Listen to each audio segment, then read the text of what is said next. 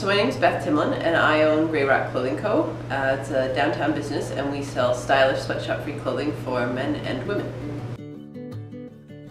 I opened Grey Rock almost 4 years ago in September 2012 and I prepped to open that for 9 months before we actually opened. The idea came not long before that 9 months. Actually, I've always loved fashion and I've always been very socially conscious and passionate about that, but it's not like I had this burning desire to open a sweatshop-free clothing store, or even a clothing store for that matter.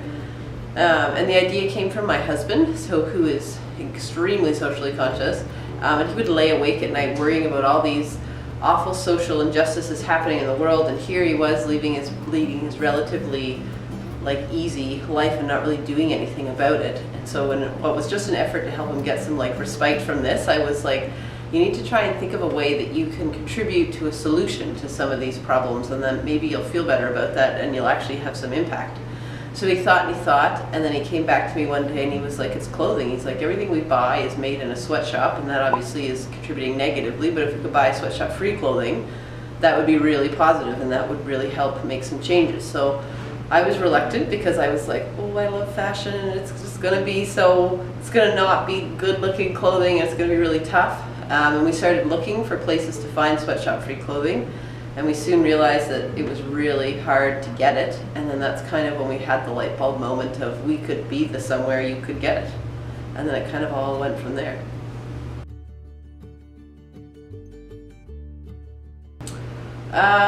It was like giddy excitement at first of I'm going to own a clothing store, oh my god, and then it was like, wow, I'm going to own a clothing store, can I do this?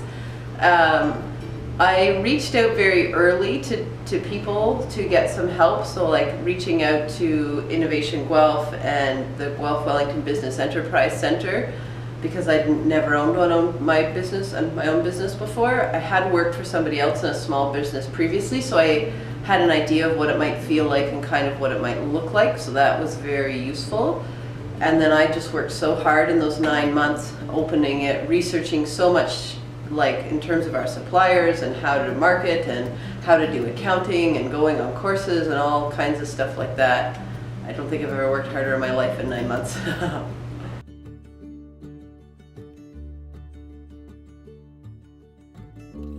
I would say, I think the most useful thing that I did was building. So even before we opened, I started our social media presence and telling people about it, and a sneak peek hole in the window of the store before we were open.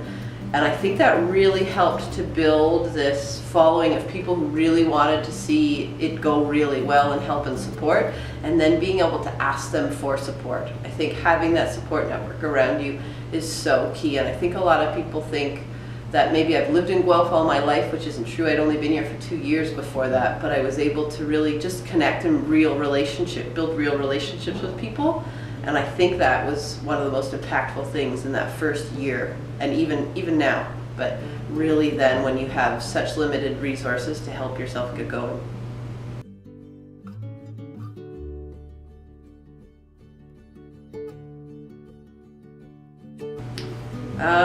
I thought a lot about this question.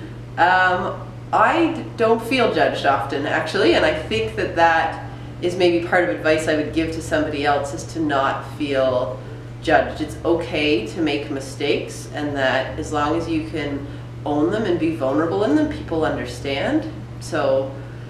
But the other part of that is that I think I am really hard on myself and have high expectations for myself, and when things start to slip, I worry about how that looks. So that is maybe feeling judged in that way. So I would maybe be not so hard on myself, I think.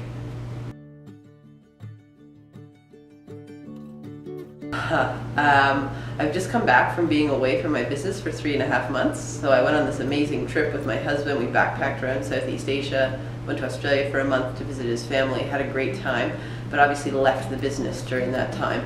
And that was a real push of my comfort zone and my employees' comfort zones. And it was harder than any of us thought it was going to be, but everyone stepped up, everyone worked really hard, but it was uncomfortable to have to be at such a long arm's length from my business.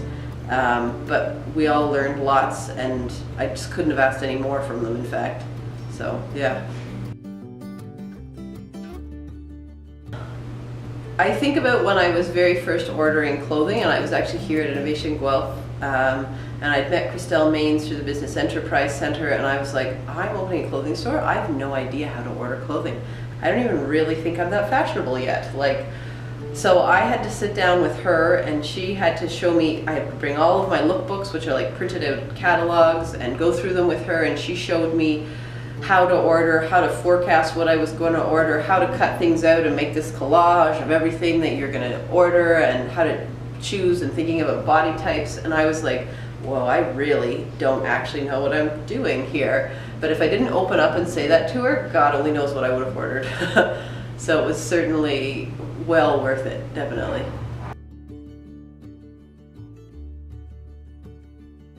I think it's huge. I think if you can't be vulnerable, you're not going to learn as much, and I think you will struggle to build real relationships with people. Like when you mess up in your business with customers, if you own it and you say, look, I'm sorry, a mistake has happened, we have lost your email, or we forgot about your order, or something like that, you just need to own it. And I think that's being real. People can relate to that, and that's what I think vulnerability is all about.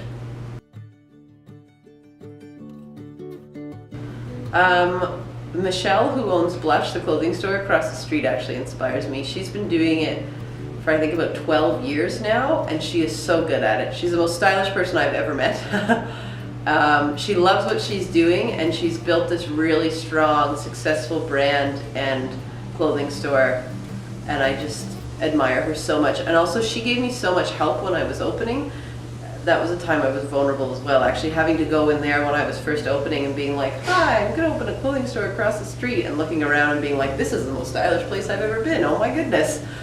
But she warmed to me, and she opened right up, and she gave me all this advice that probably has saved me thousands over the years. So her ability to do that to somebody who could be seen as a competitor, I think is quite admirable.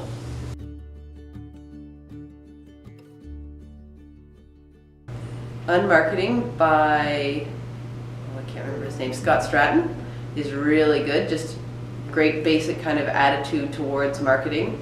And Lean In by Sheryl Sandberg, I really love that book as well, definitely.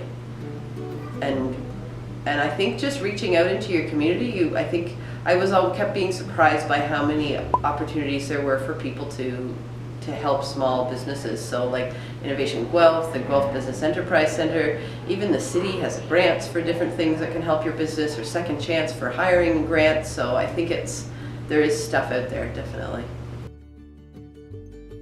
I've gotten better at it, but definitely that was a problem for a long time, and I'm in the best place I've ever been, which is really good. But what I've realized is that like work takes away, and there's things that take away, like being at the store too much, and then there's things that are just don't take away or add, and then there's things that kind of add back to you. And I maybe wasn't putting in enough time in my life of the things that add back, like things I really enjoy, I would just be taking, and things that were okay. And I realized I need to have both of them. So I'm very good at making sure I have scheduled 2 days off a week and actually not doing work things on those days, and that has been huge for me. Like I know other entrepreneurs who can barely leave their business for 1 day a week, and I just can't imagine what that would be like. So definitely always 2 days off a week. I have recently discovered I really like water painting. I'm terrible at it, but I just find it really relaxing. So I try and make time to do that at least once a week, and that really helps. And even at the beginning, I'm like, ugh, I just want to sit and do nothing and not get everything out and set up. But I always am glad that I've done it in the end, and exercising is huge for me. That just makes me feel, I'm lucky that I get to walk to and from work every day, so regardless of how crazy things are, I'm at least getting some outside time and some exercise time, which is really important. That is also tough. My husband Joel is a really good manager and really good at coaching employees, and so I've relied on him quite a bit for his help, and that we've kind of realized that there needs to be some more boundaries there, and what that looks like, and how much of our time we spend talking about work. Because as an entrepreneur, I am very passionate about what I do, and I could talk about it all the time, but that does not equal quality time with your husband, and that's two different things. So just setting setting boundaries there. We're both luckily, we both write our own schedules, so he writes his and then I write mine to match because we both have days off all over the week, and that making sure we have at least one day off per week together is definitely important as well.